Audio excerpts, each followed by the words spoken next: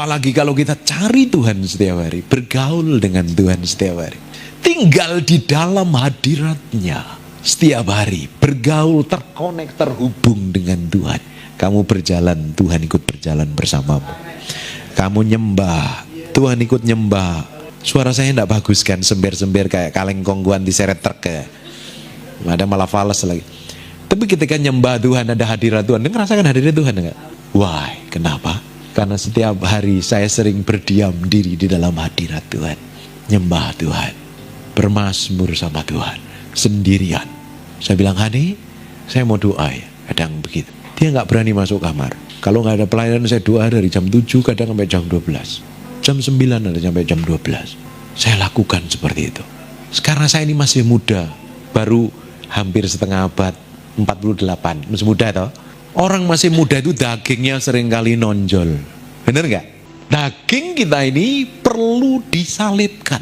Ini daging tidak bisa ditengking.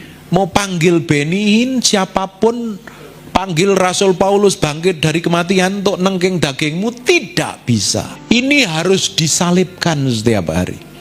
Cara tercepat untuk menyalibkan semua keinginan daging, keinginan mata dan keangkuhan hidup kita adalah datang dalam hadirat Tuhan.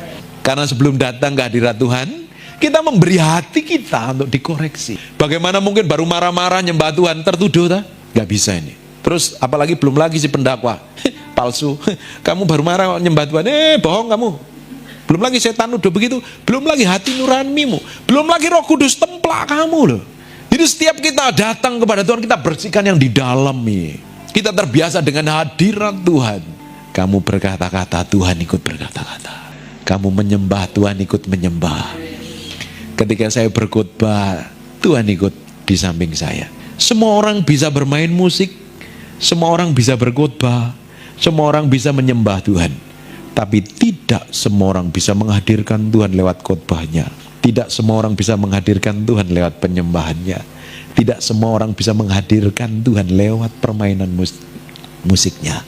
Hanya orang yang nempel dengan Tuhan, bergaul, memberi diri sepenuhnya di hadapan Tuhan, baru akan terjadi revival, kebangunan rohani. Bapak Ibu, tidak mungkin lilin atau api itu dinyalakan di bawah gantang, dinyalakan dimanapun terangnya akan kelihatan. Wong sayang dari kampung saja, sampai orang kota mau dengerin khotbah saya. Tidak hanya orang kota Jakarta, Surabaya, hampir seluruh Indonesia dengerin khotbah saya lewat YouTube loh.